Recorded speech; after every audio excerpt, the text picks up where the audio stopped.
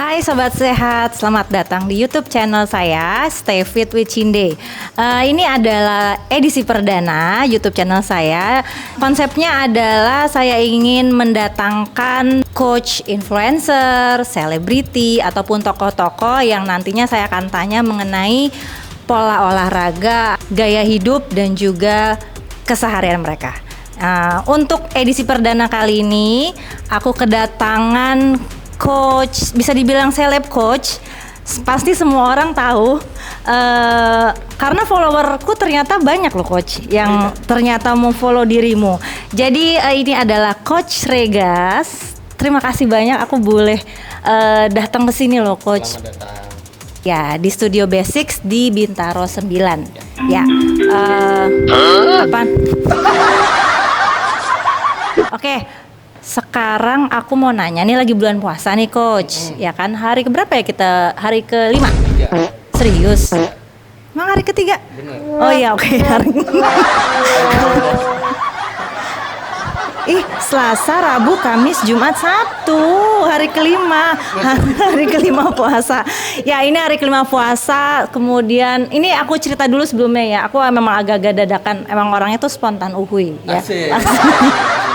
Nah, memberanikan diri DM dirimu sebagai yang akan tayang nanti di episode perdana aku. Alhamdulillah direspon dengan baik. Dan kita cukup cepet ya, langsung tektokannya ya. Nah, di Basics ini nih, ini studio yang dimiliki oleh Coach Rega. Oke. Nah, aku pengen tanya, Coach Rega itu menjadi fitness trainer atau sekarang mungkin bisa dibilang juga yang aku bilang seleb coach, fitness educator, karena kan Instagramnya tuh konten-kontennya tuh sangat-sangat edukatif. Itu dari kapan? Terus yang melatar belakangi apa? Dan motivasinya apa? Oke, pertama thank you ya Coach Cindy udah jauh-jauh ke sini dan emang pas suasananya juga sendu-sendu gitu ya. Jadi kita jadi lebih seneng nih kondisinya kedatangan tamu kan. Kalau puasa itu katanya kalau ada orang bertamu kita juga dapat rezeki. Jadi saya yang terima kasih nih mau ke sini. Terus kalau ditanyain latar belakang, sebetulnya kalau sekarang ini dunia kebugaran, sebelumnya tuh aku di kemanusiaan. Jadi memang agak sedikit berbeda. Tapi seiring berjalannya waktu, aku tuh nemukan ada yang sama di situ. Jadi kalau ngomongin latar belakang, katakan cerita singkatnya aja ya.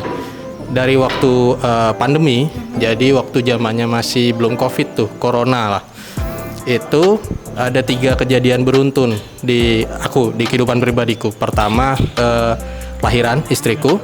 Terus yang kedua bapakku meninggal, yang ketiga itu kita dapet case corona. Nah kebetulan tempatku itu zona hitam, jadi Depok pada saat itu. Oh dulu coach di Depok? Di area Depok, dan aku masih kerja di NGO, lembaga kemanusiaan. Biasanya justru kalau ada bencana aku keluar. Nah karena pekerjaannya beresiko tinggi dan aku masih punya baby, pada saat itu aku mutusin resign. Karena istri khawatir kan, dan teman sejawatku itu udah beberapa meninggal dunia memang di lapangan. Jadi sama-sama satu camp, sama-sama banjir aku keluar, gempa aku keluar. Terakhir COVID berarti aku tugas di rumah sakit, sterilisasi dan segala macamnya. Singkat cerita, aku memutuskan resign dari NGO. Terus ibaratnya mandiri lah ya.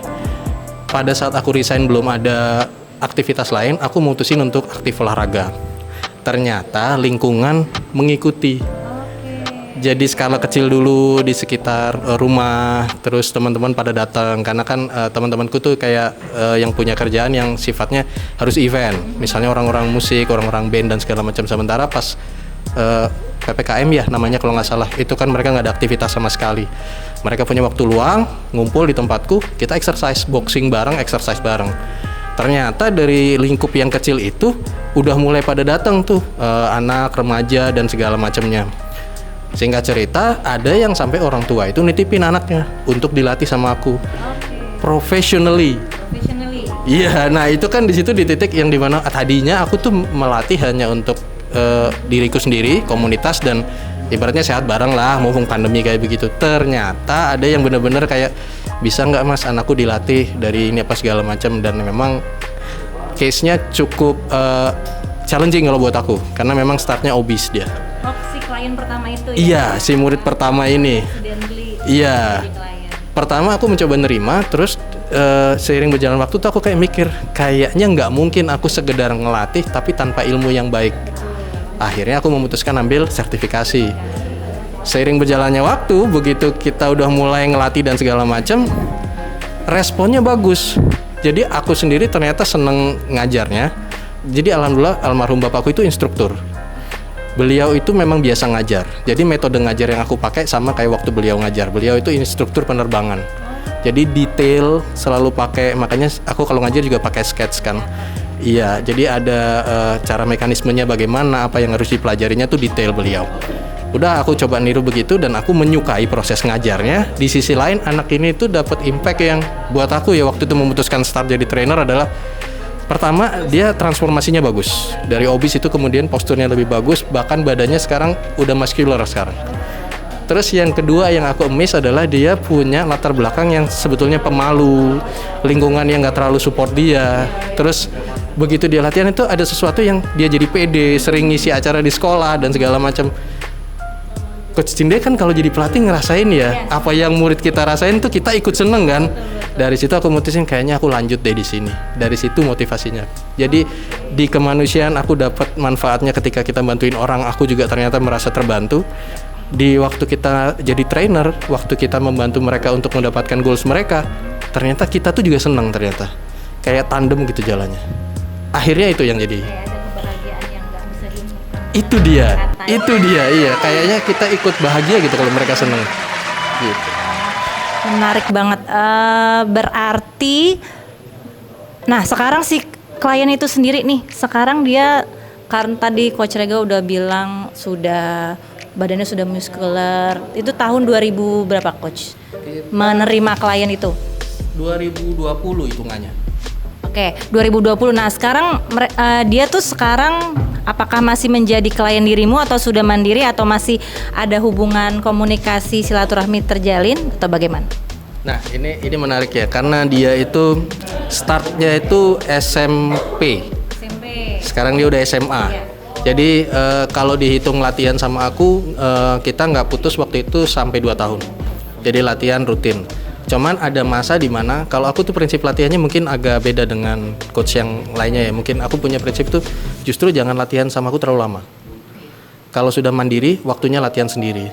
Ada momen ketika dia sudah menguasai semua gerakan dasar dan dia berprogres dengan baik. Waktu itu aku bilang, kamu coba rasain latihan sendiri. Tapi kita masih silaturahim. Seminggu yang lalu dia masih pamer udah bisa push up 1 tangan. Jadi kita masih komunikasi, bahkan dia sempat jadi bro gymku. Jadi kalau dia nge-gym aku diajak juga gitu. Bener-bener relasinya udah bukan kayak guru sama murid, bukan lagi. Udah kayak iya, bahkan kayak temen gym lah. Weekend gitu kadang-kadang kalau ada waktu ayo latihan bareng. Jadi emang bener-bener konsepnya udah bukan kayak aku ngelatih dia enggak, tapi kita latihan bareng aja. Iya. Progresnya dia dapat, teknik dasarnya dia udah bisa, aku tinggal ngelihat dia growth aja. Jadi kalau bayanganku selagi dia masih bisa berkembang di tempat lain, lakukan itu. Karena goalsku justru kalau bisa sih dia lebih bagus dari aku. Lebih seneng malah aku kalau kayak begitu. Memang kalau misalnya klien kita sudah mandiri, itu juga merupakan suatu pencapaian nggak sih buat kita ya kan Coach? Betul kan? Jadi sama banget. Kita bukan tipe yang udah jadi klien gue aja biar nanti pendapatan gue juga ada gitu kan maksudnya kan tapi kan itu bukan sesuatu ya hal yang wajar sih tapi kan ya balik lagi kebanggaan tersendiri aja ternyata ya alhamdulillah karena jasa kita dia sekarang bisa mandiri seperti itu. Menarik banget. Next nih tadi kan udah karena latar belakang menjadi fitness trainer, awalnya resign karena pandemi terus yang mengharuskan resign, terus mengajak olahraga bersama di komunitasnya Coach Rega, ternyata secara profesional ada yang meng-hire Coach Rega menjadi klien, terus mengambil sertifikasi. Setelah itu akhirnya datanglah klien-klien yang lain atau gimana nih maksudnya setelah klien sampai adanya basics gitu dan klien-klien berikutnya gimana Coach? Yes. Jadi menariknya emang kalau aku mau cerita abadanya memang semua nggak by plan. Jadi dengan adanya murid pertamaku ini, aku masih konsisten ngajar. Akhirnya temannya dia juga mulai ikut latihan dan segala macam. Terus karena aku hanya menggunakan space yang ada di rumah tuh, jadi hanya menggunakan teras kurang lebih 3x3 meter. Oh, jadi waktu itu masih private ya? Benar, private aja. Jadi dari yang kita komunitas itu bareng-bareng latihannya mungkin bisa sampai 5-6 orang. Akhirnya dia private.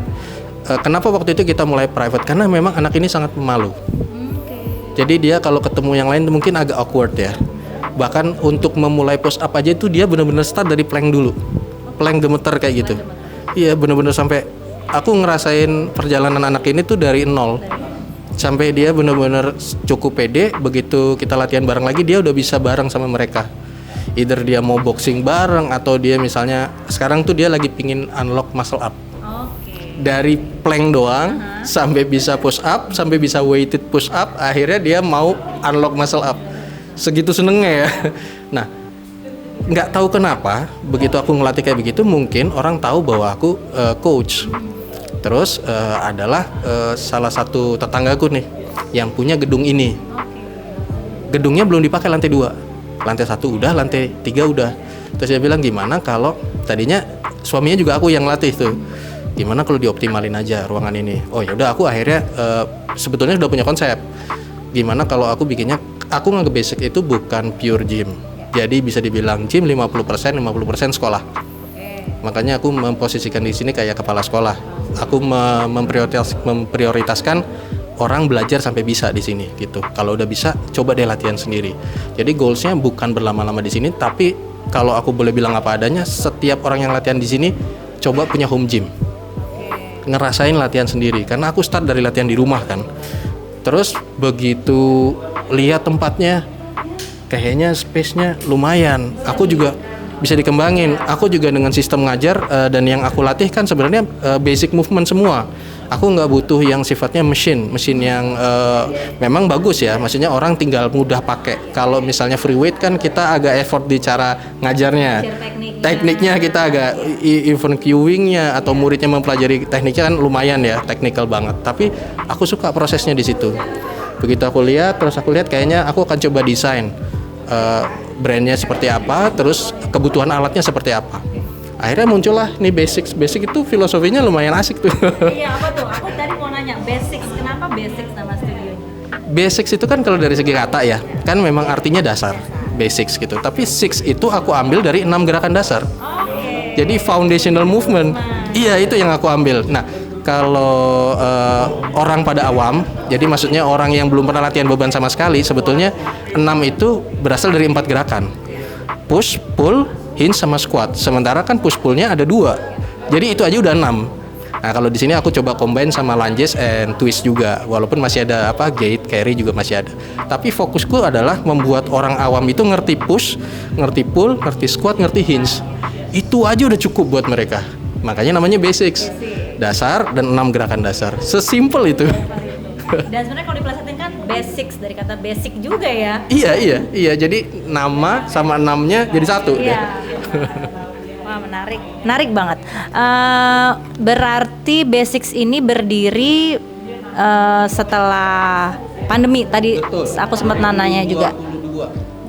2022 sampai sekarang 2024, berarti sudah tahun ke Insya Allah Juni tahun kedua. Jadi dia basics angka 6, lahirnya 6 Juni. 66 juga.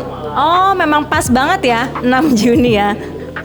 Iya, jadi sangat ini. Oke, pertanyaan berikutnya nih. Kesibukan sehari-hari Coach Rega selain di basics ini apa sih? Karena kan kita kalau ngelihat kayaknya di kontennya Coach Rega tuh edukasi mulu gitu kan.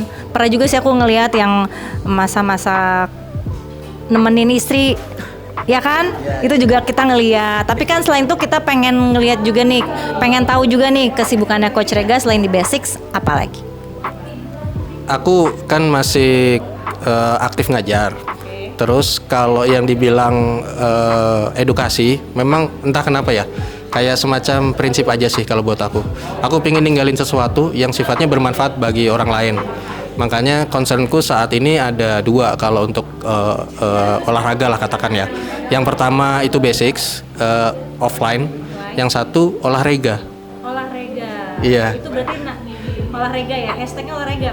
Iya, kan sesimpel itu ya. Karena olahraga dan aku namanya Rega. Sesimpel itulah olahraga. Aku coba edukasi semua yang sifatnya tentang olahraga. Waktu itu kan aku fokusnya ke latihan beban.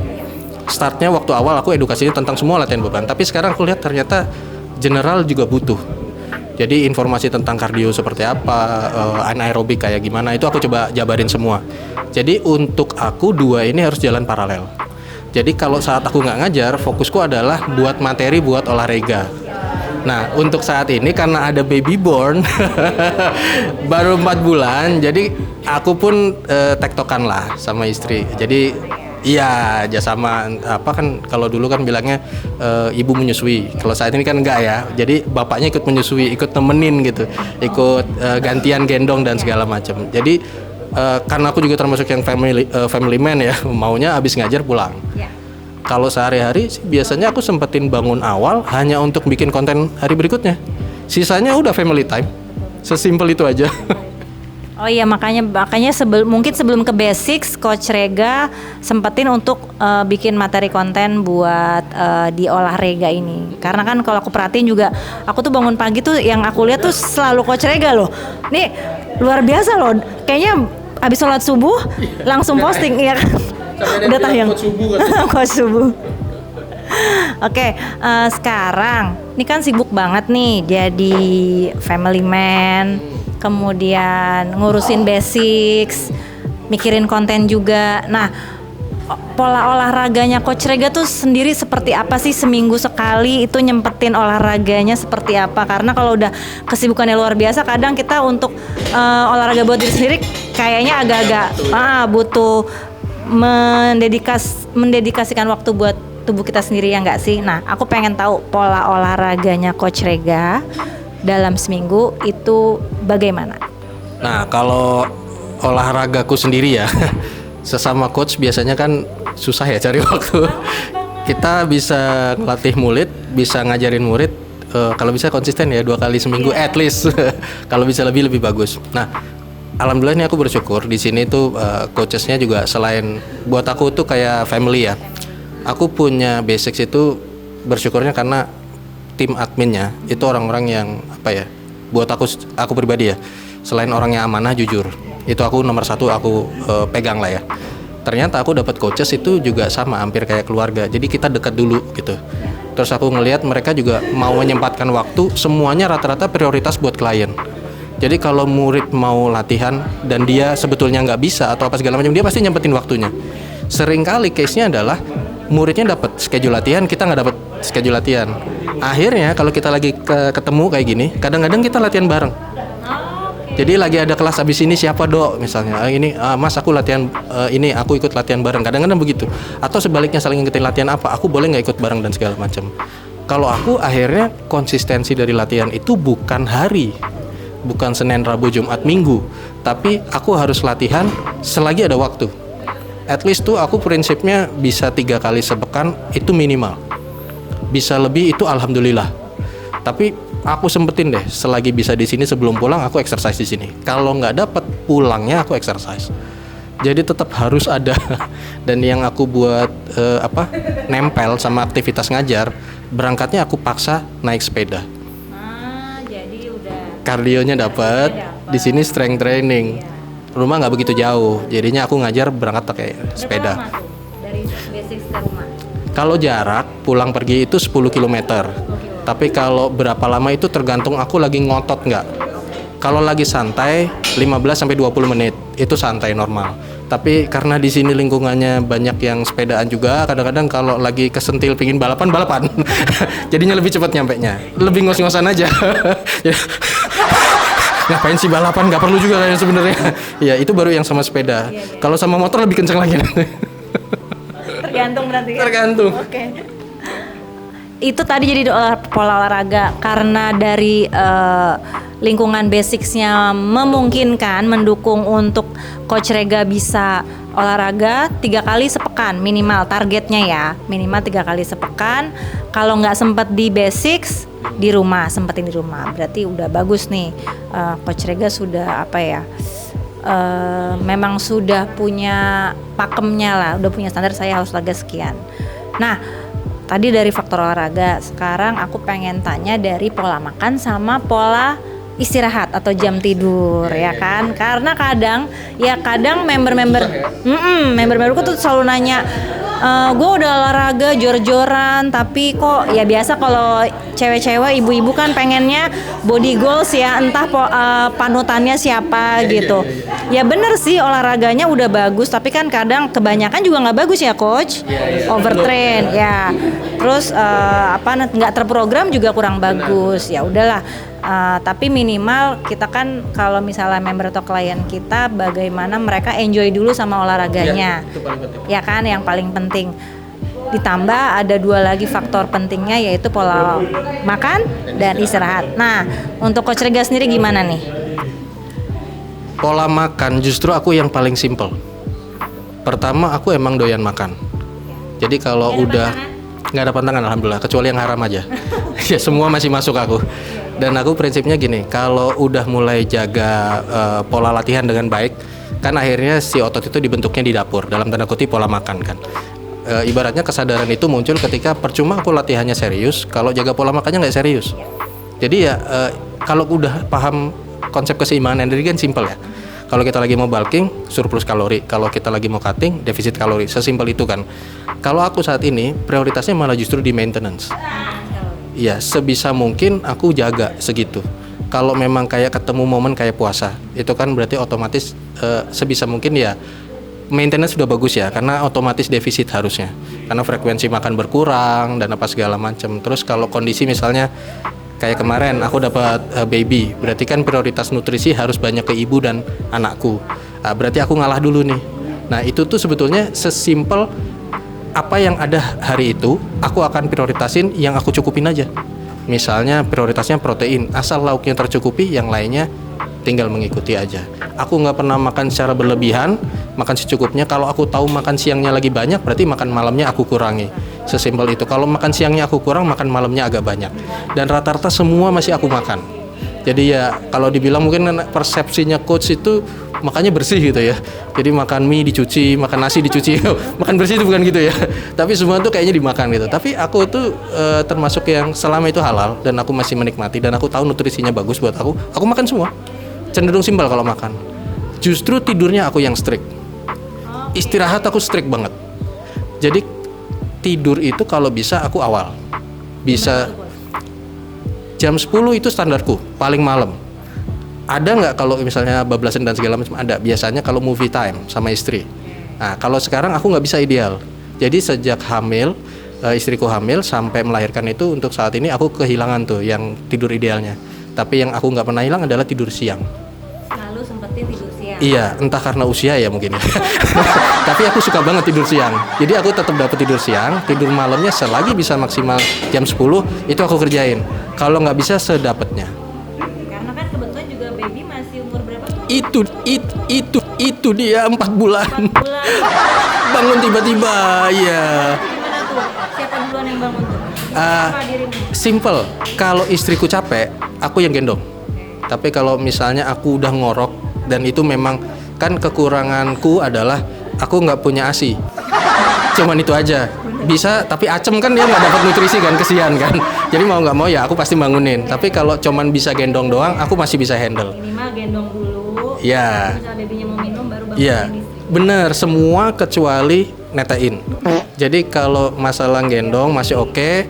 Kalau bersihin diaper ya aku kompromi ya. Kalau agak bau banget ya aku agak menyerah gitu ya. Ini agak kayaknya toksik, ini berbahaya. Kayak buat kesehatanku berbahaya. Mungkin nanti muscle mass-nya bisa turun kalau baunya kayak begini. Padahal ya enggak ya. Alasan aja. Selagi bisa aku handle. Tapi kalau udah ternyata anaknya kan nangisnya beda ya. Nangis lapar sama nangis capek kan beda ya. Begitu dia aus. Biasa loh, sampai tahu loh. Ambil hafal, ya. Bapak-bapak tahu loh. Oh gitu ya? Iya. Apa bedanya bayi nangis lapar? Diaper penuh, nangis sama nangis cranky beda kan? Oh, mungkin nanti bisa buat next konten. Ada coach bapak-bapak ya, jangan dong. Oke, berarti tadi luar biasa karena Coach Rega tahu untuk tidur malamnya minim, jadi menyempatkan juga untuk tidur siang. Nah, berarti kalau misalnya ada kelas di basics pagi, terus ada juga sore, berarti pulang dulu atau tidur di sini nih? Pernah tidur di sini. Kalau mepet banget tidur sini. Tapi kalau bisa pulang aku pulang. Dan kebetulan aku memang memprioritaskan kelasku itu buat aku sendiri ya. Schedule-nya hanya sampai siang. Hanya puasa ini ada pagi sama sore. Jadi karena mungkin ada yang nggak kuat latihan waktu pagi, jadinya ada kelas sore. Biasanya aku tuh jam 12 udah pulang. Jadi pulang itu kesempatanku kalau di luar puasa, aku makan siang bareng mereka, quality time sama keluargaku. Terus habis itu tidur siang pun bareng. Jadi aku biasain aku, istriku, anak-anakku tuh tidur siang bareng. Habis itu bangun ya paling sebelum asar, habis itu berkegiatan normal. Karena ini puasa ada perbedaan. Kalau waktunya cukup panjang, aku pulang tidur siang. Habis itu balik lagi ke sini. Kemarin itu Jumat aku nggak bisa. Jadi karena habis latihan, terus cuman waktunya sempat buat Jumatan. Dari Jumatan, aku cuma bisa tidur di sini. Karena habis itu ngajar lagi. Ya nggak apa-apa. Menyesuaikan.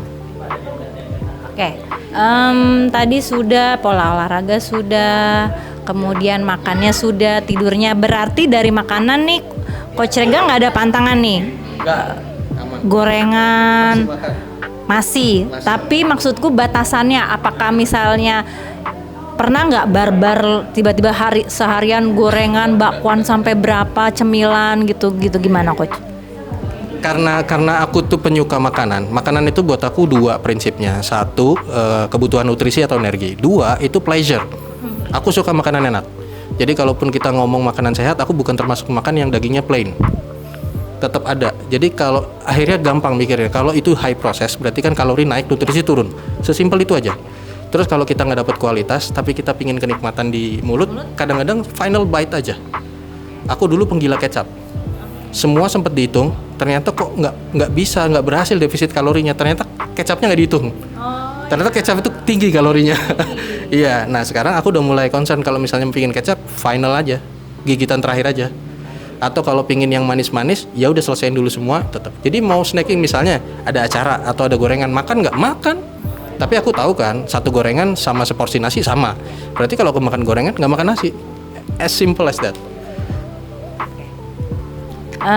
Terus sama ini Coach, ngitung-ngitung nggak sih? Kadang kan kita pengen, ibu-ibu tuh pengen, aduh ini berapa gitu ya, apa yang kita makan berapa gitu. Nah, tipsnya deh sekalian kasih tips misalnya buat yang di luar sana sobat sehat, nggak pengen ngitung-ngitung tapi kayaknya biar takarannya tuh pas, karena ibu-ibu kan pengennya cenderung defisit kalori ya.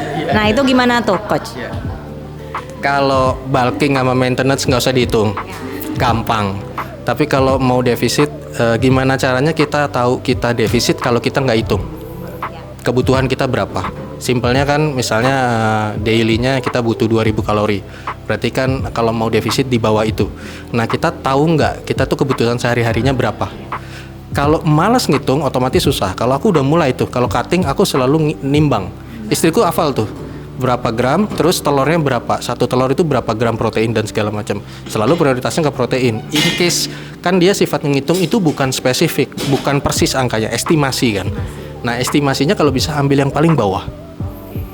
Nasi itu kan hitungannya misalnya sekian, protein sekian. Terus kalau misalnya kita ngomongin serat sekian, terus lemak sekian, itu kalau ibu-ibu malas ngitung. Tapi kalau nasinya gede terus dikecil-kecilin jadi sekian, kan jadinya gede. Iya, mau nggak mau ibu-ibu harus belajar ngitung. Berapa gram, misalnya per 100 gram, proteinnya berapa, kalorinya berapa. Misalnya tahu perbedaan nasi putih, sama-sama 100 gram, yang satu kalorinya lebih tinggi mungkin, yang satu lebih rendah. Ya kalau lagi cutting ya pilih yang lebih rendah. Sama-sama sumber protein, kita misalnya milih daging merah sama daging putih, pastikan daging putih lebih kecil kalorinya. Ya udah pilih yang lebih mindful aja. Jadi awal-awal ya memang nggak memang harus dihitung ya kalau kita defisit kalori, tapi nanti timbang harus mungkin ya udah harus tahu takarannya berapa gitu. Tapi nanti mungkin kalau udah tahu udah jadi biasa gitu. Oke. Nah, sekarang lanjut nih ke pertanyaan berikutnya. Aku pengen tahu goalsnya Coach Rega nih, baik jangka pendek maupun sampai jangka panjang dari segi karir, apa sih? Ya kan? Ya dong, dari segi karir. Apa mau ditanya dari segi apa lagi? Karir aja kan? Ya, nanti mungkin kalau segi yang lain bisa di luar ini ya. Boleh. Oke, apa Coach? Goals jangka pendek dan panjangnya dari segi karir. Goals jangka pendek, kalau aku as a person, kalau as a coach, aku pingin belajar lagi. Pingin ambil beberapa sertifikasi lagi, nambah ilmu supaya aku masih bisa ngajar lebih banyak lah. Yang aku deliver ke murid bisa lebih kaya ilmunya ya. Dari segi fitness level, aku mungkin nggak terlalu ambi untuk harus unlock skill apapun. Alhamdulillah yang aku butuhin untuk ngajar itu, at least kan kalau kita ngajar kita harus bisa gerakannya.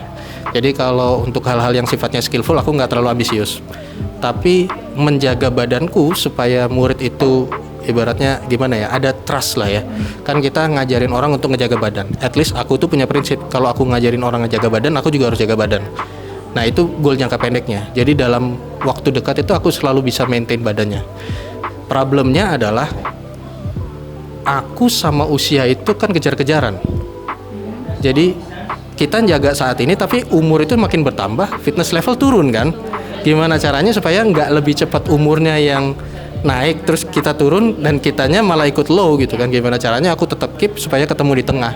Challenge-nya cuma itu kalau yang jangka pendek, selain dari belajar sama jaga kesehatan. Kalau jangka panjang, aku pengen basic berkembang. Jadi aku pengen punya Buka cabang? ya, atau mungkin yang pertama tempat yang lebih luas.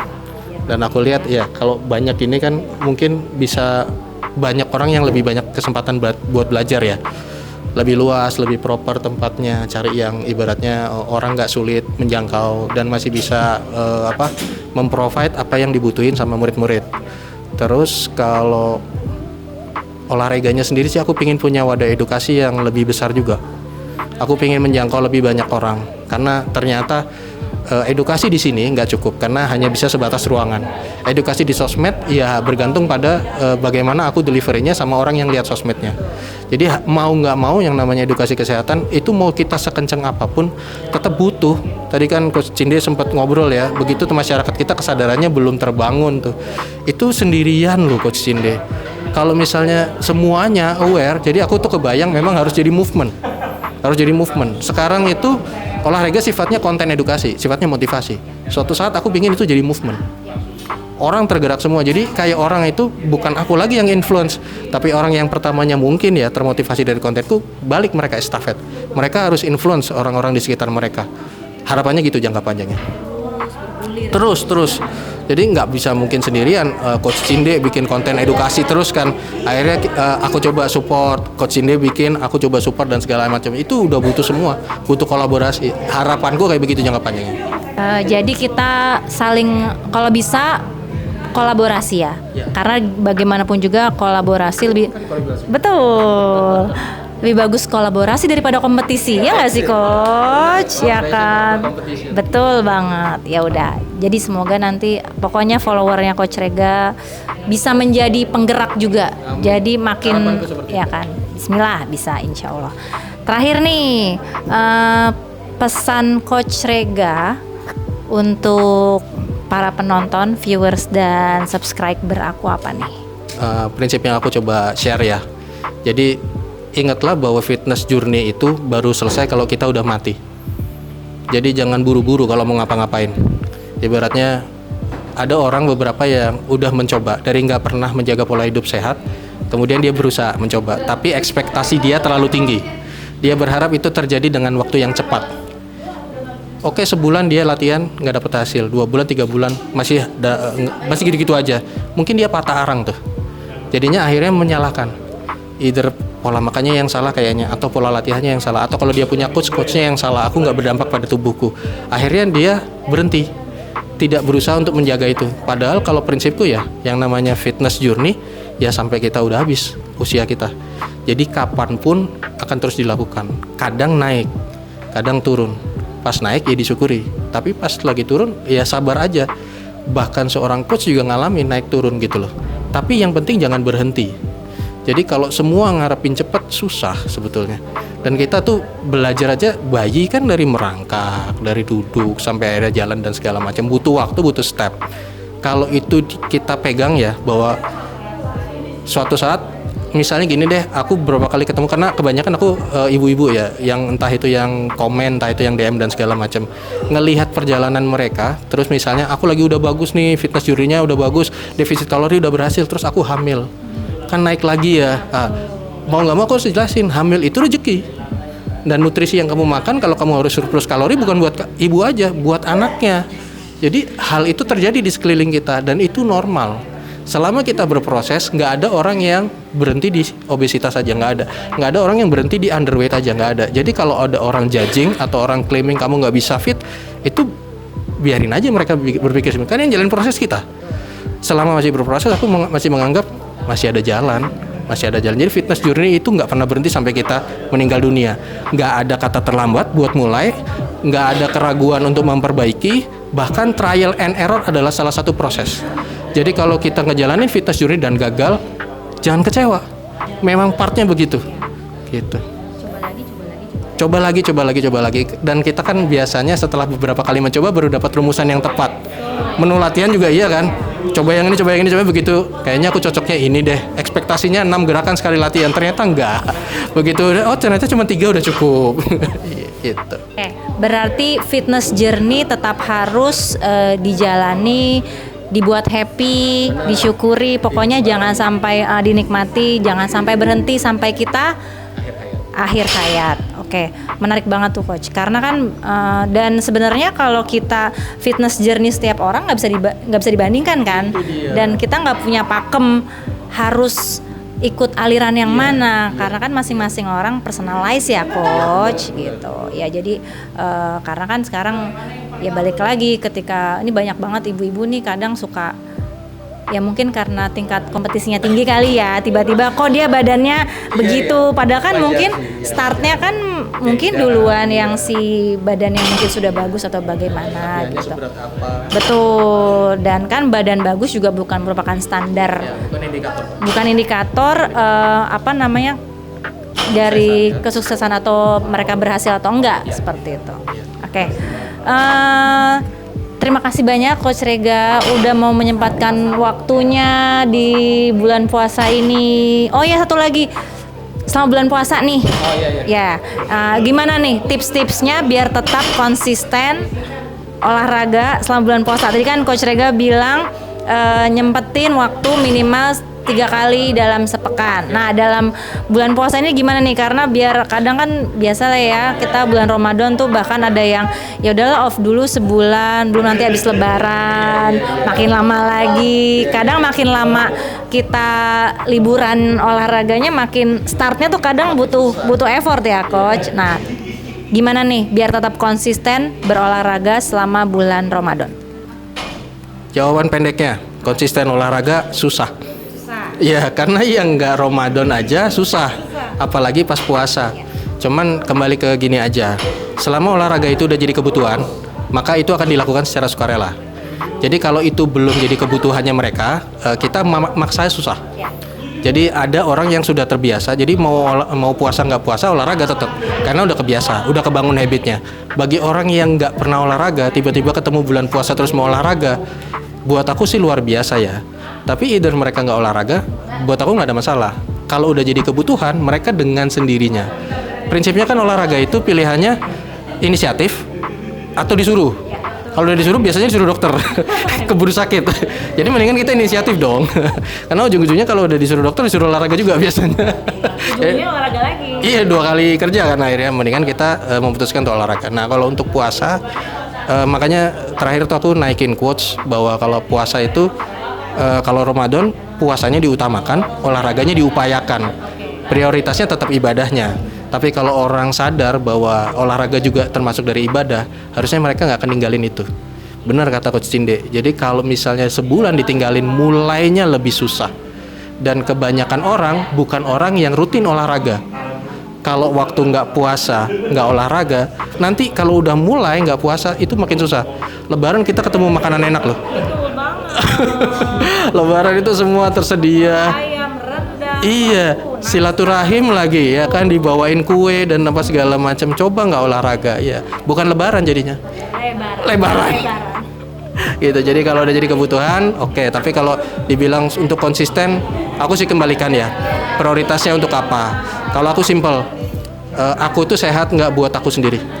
Aku punya anak dan harus jadi sosok seorang bapak. Bapak itu tanggung jawabnya jadi contoh. Kalau aku mau anak-anaknya six pack, berarti aku harus six pack. Kalau aku mau anak-anaknya kuat, akunya harus kuat. Sesimpel itu. Jadi figur contoh. Kalau yang lain mungkin harus punya motivasi ya seperti itu. Dan aku sering kok ketemu ibu-ibu yang ada yang single mother. Dia ya seorang ibu tapi tulang punggung juga. Berarti kan dia mau nggak mau harus survive, harus sehat ya. Kalau drive-nya kuat, aku yakin olahraga itu dilakukan dengan sukarela. Nah, setiap orang harus menemukan why-nya apa, drive-nya apa. Oke, terima kasih banyak. Ini sangat-sangat menginspirasi juga tadi. Ibadah diutamakan, olahraga diupayakan. Karena olahraga itu merupakan kebutuhan buat hidup kita. Ya, kalau misalnya orangnya sudah sadar olahraga itu sudah menjadi kebutuhan hidup dia, pasti mau nggak mau tergerak dan mungkin ya memang harus ikhlas juga olahraga ya. Ya nggak sih coach? Karena sekarang buat masa depan. Ya betul, karena betul olahraga itu kan udah capek, terus ngabisin waktu, uang, tenaga dan lain-lain gitu kan. Tapi kan itu investasi ya buat kita di masa yang akan datang. Oke, Coach Rega, makasih banyak. Sama-sama. Sekali lagi atas waktunya. Kita boleh main ke Basics di Bintaro Sektor 9. Terakhir boleh dulu diiklankan, mungkin ada nanti yang nonton. Oh iya. Bisa jadi dia belum tahu Basics, rumahnya daerah Bintaro. Boleh sedikit dijelaskan Basics seperti apa, konsepnya seperti apa, kelas-kelas apa saja yang ditawarkan. Silakan. Oke. Makasih ya Coach Cinde. Oke, buat teman-teman, Basics tulisannya BASE 6 ada di sektor 9 Bintaro. Dan kalau misalnya teman-teman pernah ke B-Exchange, dari B-Exchange ke sini dekat ya, mungkin nggak sampai 5 menit. Terus kami cukup friendly, siapapun boleh latihan di sini, tapi prioritasnya justru orang yang belum pernah latihan beban. Jadi kalau misalnya kelas, kita ada PT, ada private training, ada juga grup kelas seperti yang di belakang ini, grup kelas. Dan coachnya kita saat ini ada 4. Ada Coach Bayu, ini lagi ngajar, ada Coach Yudo, ada Coach Arinda, ada Coach Gia. Nah, saya di sini tugasnya sebagai kepala sekolah. Iya, jadi ibaratnya sama-sama ngajar, tapi kalau saya nganggapnya emang kayak sekolah. Jadi teman-teman yang di sini boleh belajar latihan beban dari dasar. No judging, dari nol, semua kita ajarin dari dasar. Oke, keren banget. Semoga Basics makin berkembang, makin tumbuh. Tadi seperti yang Coach Rega inginkan di goals-nya, nanti bisa pindah ke space yang lebih besar. Jadi bisa menampung murid-muridnya, ya kan? Agar bisa belajar. Ya, alhamdulillah. Diaminin loh sama yang belakang. Murid-muridnya Coach Rega. Oke, terakhir terima kasih sekali lagi buat Coach Rega and tim yang udah mau menyempatkan waktunya buat kedatangan kita. Sekian dulu episode perdana di YouTube channel aku, Stay Fit with Cinde. Semoga apa yang aku dan Coach Rega sampaikan, kita bicara santai, sharing, bisa menjadi inspirasi kalian bagaimana pentingnya olahraga untuk menunjang aktivitas kalian sehari-hari agar tetap sehat dan bugar. Terima kasih. Assalamualaikum.